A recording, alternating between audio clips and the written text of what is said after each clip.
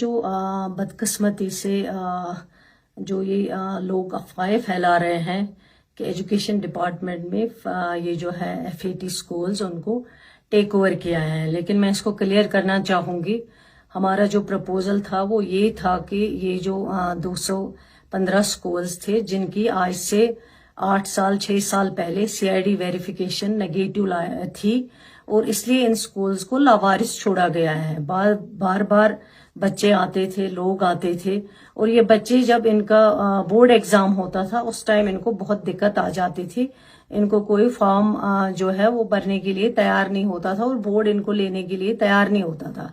Education department ने फिर एक फैसला किया था कि इनके लिए जो है नियरेस्ट प्रिंसिपल जो है वो फिलहाल लुक आफ्टर करेगा इन स्कूल्स का, जिन में 51,000 कुछ बच्चे जो हैं इन स्कूल्स के अंदर पढ़ रहे हैं। बच्चे भी वही रहेंगे, टीचर्स भी वही रहेंगे और स्ट्रक्चर भी वही रहेगा। सिर्फ नियरेस्ट प्रिंसिपल इसको लुक आफ्टर करेगा। तब तक जो इनकी मैनेजमेंट कमेटी बनी थी वो इस सरकार से पहले एक्सपायर हो चुकी थी वो मैनेजमेंट कमेटी, लेकिन हमने सोचा जब तक मैनेजमेंट कमेटी बनेगी उसकी CID वेरिफिकेशन आएगी तब तक नियरेस्ट प्रिंसिपल्स इन स्कूल्स को लुक आफ्टर करेंगे, वो देखेंगे तब तक, ताकि बच्चों का जो फ्यूचर है उसकी सेफ गार्ड के लिए ये कदम उठाया गया था। ये हमारा प्रपोजल था, लेकिन जब ऑर्डर आया, ऑर्डर में कुछ और डाला गया कि DCs मैनेजमेंट कमेटी बनाएंगे और भी कुछ चीजें आई हैं जो हमारा प्रपोजल नहीं है।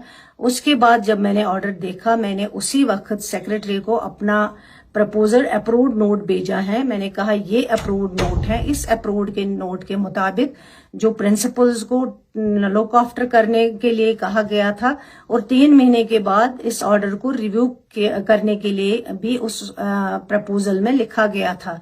तब तक मैनेजमेंट कमेटी बनाई जाती और मैनेजमेंट कमेटी वेरिफिकेशन के लिए जाती और फिर ये स्कूल्स जो है वापस उनके हाथ में दिए जाते। सिर्फ प्रिंसिपल्स तब तक लुक आफ्टर करते जो नियरेस्ट है, लेकिन ऑर्डर में जो DCs कुछ और चीजें मेंशन की गई लुक आफ्टर, वो हमारा टेक ओवर वो एजुकेशन डिपार्टमेंट का एज मिनिस्टर मैं कहती हूँ सकीना ईतो का प्रपोजल नहीं है। मैंने जो अपना अप्रूव्ड प्रपोजल है वो मैंने उसी वक्त सेक्रेटरी एजुकेशन को भेजा है। मैंने कहा ऑर्डर इसके मुताबिक आना चाहिए, लेकिन ऑर्डर इसके मुताबिक नहीं आया हुआ है।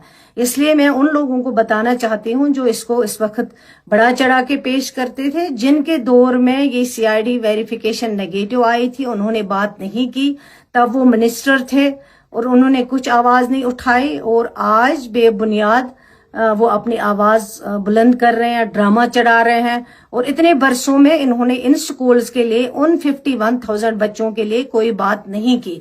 मैं उनको शेम कहना चाहती हूँ जिन्होंने कहा है कि सरकार के लिए शेम है, ये उनके लिए शेम है जिनकी वजह से आज ये हालात हमें देखने पड़ रहे हैं।